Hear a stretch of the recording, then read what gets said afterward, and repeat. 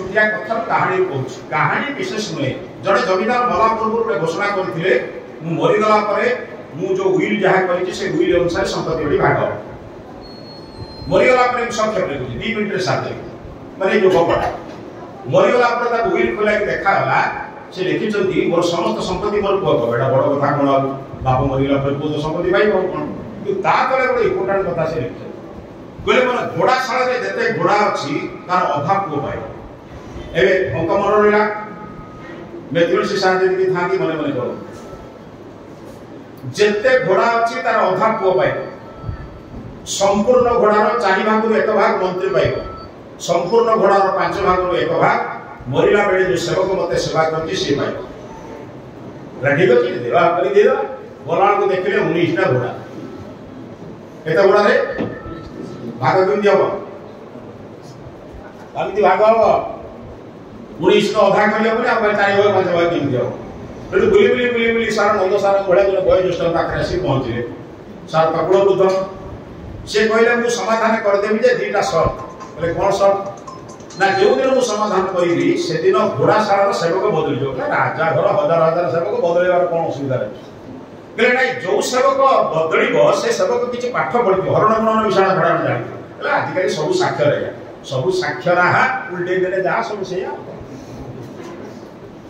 साक्षरा विषय संस्कृत कर दो उल्टे देले जा हबो आया दुनिया रा सो बहुत जोर गरीब लोकटा का बोईदल चोरी करिवा का काकुड़ी चोरी करिवा ए भाई कमपुर रे कोटी कोटी उठे लोक पाखा 300 कोटी वाला का बुझेइबा आपण जो दरकार बदलवा कोन देखंतु से कहले हां आया हबो ठीक अछि रहि गला जो दिन एमती समाधान हबो हजार हजार लोक बसछथि 3टा खोड़ा बंधाइ छै गोटे खोड़ा लेखाइ छै पुओ आ गोटे खोड़ा लेखाइ छै मंत्री आ गोटे खोड़ा लेखाइ छै सब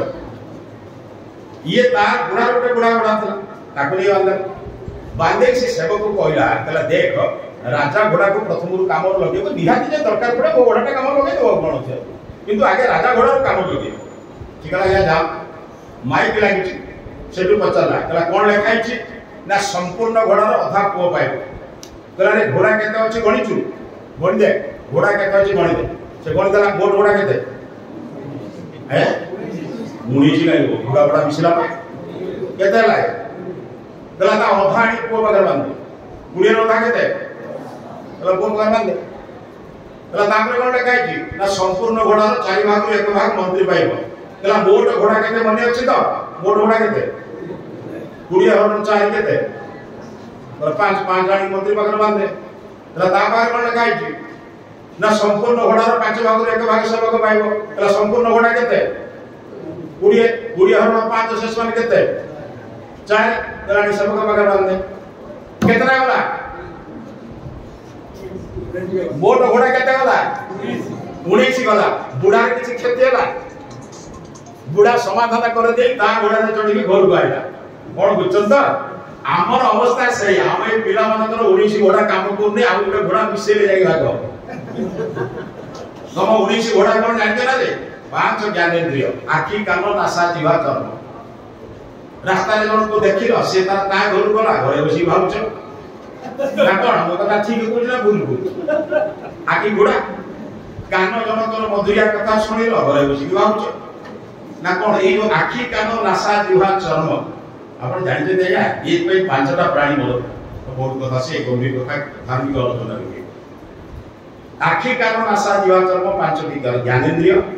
बाक पानी पाद पाई उपस्थ 5टी कर्मेन्द्रिय कर्मेन्द्रिय जे अपने कर्म करतु कथा हाथ पाद मल मूत्र तापर सतस्पर्श रूपर सुगंध 5टी विषय याना विषय जानते ना काई ये विषय माने बिना सूची सुतारे से लिखलो मने मगे दिया पठान से बोल 15 पर होची मन बुद्धि चित्त अहंकार केते हला 19 ए 19 गुण त पागल 19 किए संपत्ति रे पागल कि आखि रे पागल कि दार रे पागल बहुत पागल अछन जाय बुझछन आपण देखिबे गोटे लोक कहबे मोर टिके हेल अभिमान ए लोक से दस्तर को अछन ना से होतन सुप्त अहंकार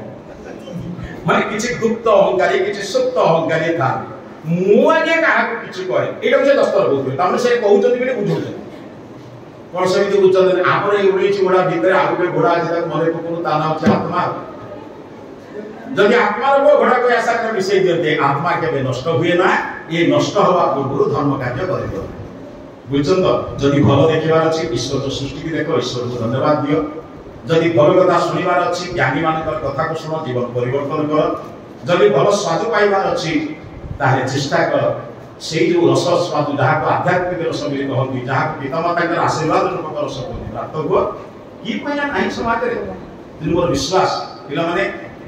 तमु दुई चार पद कथा कहि समाप्त